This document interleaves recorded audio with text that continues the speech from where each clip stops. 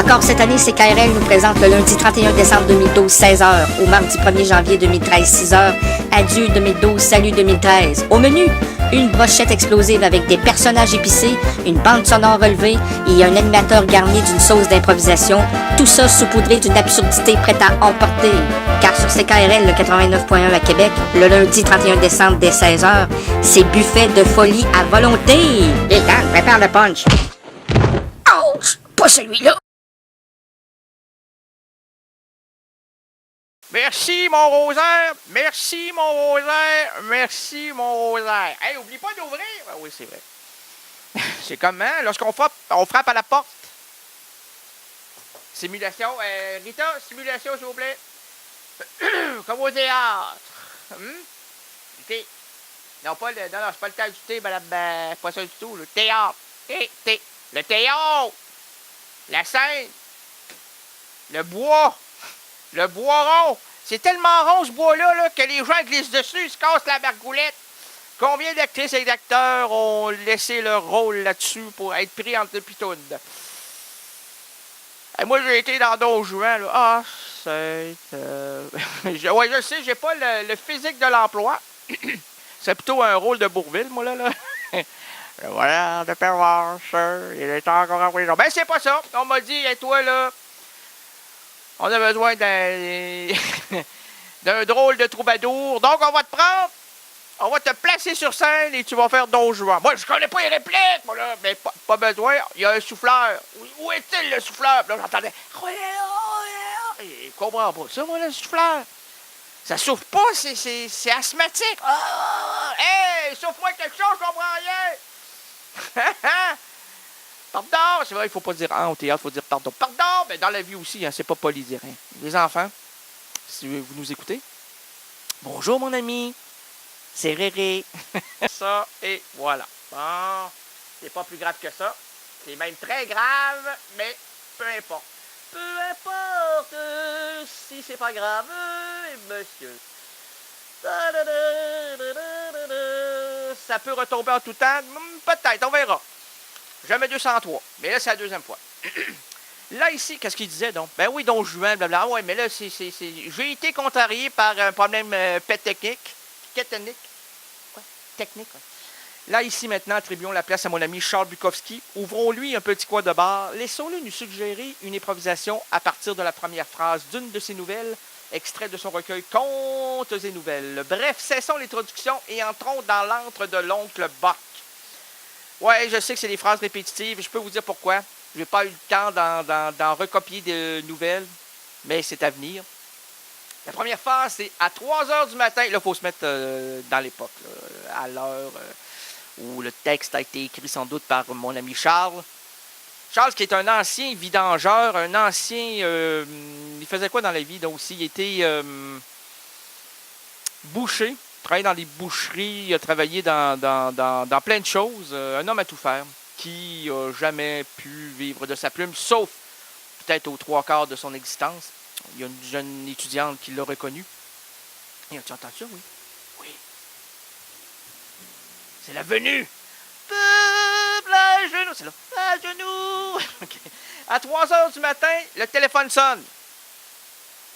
Ça, hein? Ça, c'est frustrant. Surtout pour les gens qui dorment la nuit. Là, hein? Ça fait réveiller à 3 h du matin. Ça peut pas être pire que ça. Là. 3h15. 3h, ouais. Donc, c'est la même mot. Là, c'est la nuit. Ça fait réveiller la nuit. Par le téléphone. Quand c'est tes enfants qui sont malades, ben là, tu dis oui, ben, c'est ton rôle de parent. Mais le téléphone, qui m'appelle à cette heure-là? Là? Quel énergumène! Tu sais, t'es déjà en boule, là, t'as la rogne, tu veux tuer la personne à l'autre bout du fil, tu sais même pas c'est qui. Ça peut être une mauvaise nouvelle, là. Ton chat Fido.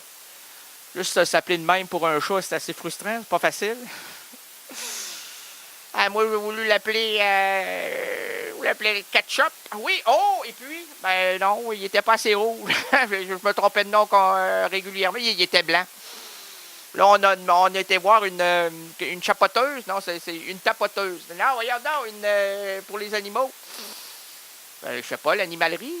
non, les gens qui font de la coiffure pour les animaux. Oh oui, une toiletteuse. Oui, une toiletteuse. Quoique, moi aussi, c'est une toiletteuse qui me coupe les cheveux. Regardez, j'ai l'air d'un caniche! Là, à chaque fois qu'elle me voit, elle me dit « Salut, Fido ». Elle aussi. Mais ketchup pour un Fido, là, c'est pas une bonne idée. Puis il s'est toujours pris pour un chien. Puis, mauvais poil. Alors là, j'étais un peu comme ça à 3 heures du matin quand le téléphone s'est mis à crier après moi. Moi, ça fait pas... Ça fait « Réveille-toi! Réveille-toi! » Fait que là, j'arrive au téléphone. En fait, je suis le fil. Quoique le fil de mon histoire est coupé et concis régulièrement. Hein? Alors, à 3 endroits, non, ça se disperse. C'est un peu comme du spaghetti. Bon, vous allez, ouais, je peux pas parler du spaghetti. Je peux pas m'empêcher de parler du spaghetti une fois dans l'émission. Quoique, on risque d'en reparler. C'est ma vie, moi, le spaghetti. Pas de spaghetti, pas de vie. Alors, on peut suivre le spaghetti, puis à un moment donné, ça se divise en deux. Spaghetti se divise en 3 parce que vous n'avez pas fait attention, vous ne l'avez pas touillé, brassé, touchant. Bon, si vous le touillez, il n'y aura pas un spaghetti. Ça ne collera pas. Mais si c'est malheureusement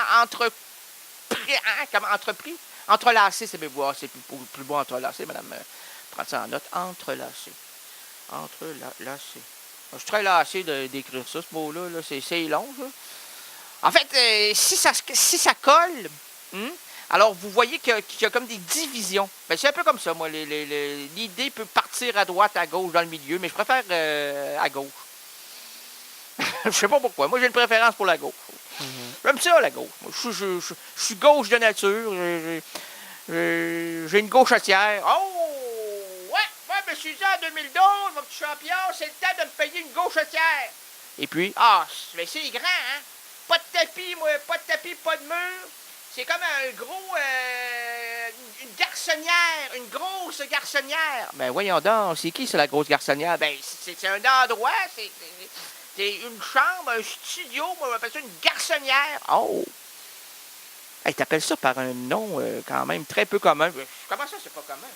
Pas parce que tu connais pas ça que ça n'existait pas. Hey, t'as raison. Fait qu'à 3 heures du matin, le téléphone sonne dans ma garçonnière. Tu sais, on est rendu maintenant. On sait même pas où on était au début. Là. On était dans un lit, téléphone. Bring, bring, bring. Puis à un moment donné, garçonnière. Quelle couleur les murs de la garçonnière? Moi, ils sont noirs. Version Gainsbourg. Pourquoi ces murs sont pas blancs? Parce que dans les asiles psychiatriques, les murs sont blancs. OK, lui. Du noir. Moi, c'est noir foncé, parce que le noir pâle, là, ça me tombe sur le flottant. Je regarde ça, ces murs-là. On dirait qu'ils me rétrécissent dessus. Là, les murs, les plafonds, là, ça revient sur moi, là, un peu comme un livre de comment tu l'appelles? Voyons, celui qui fait la Hurla. Kafka, la Hurla de Kafka.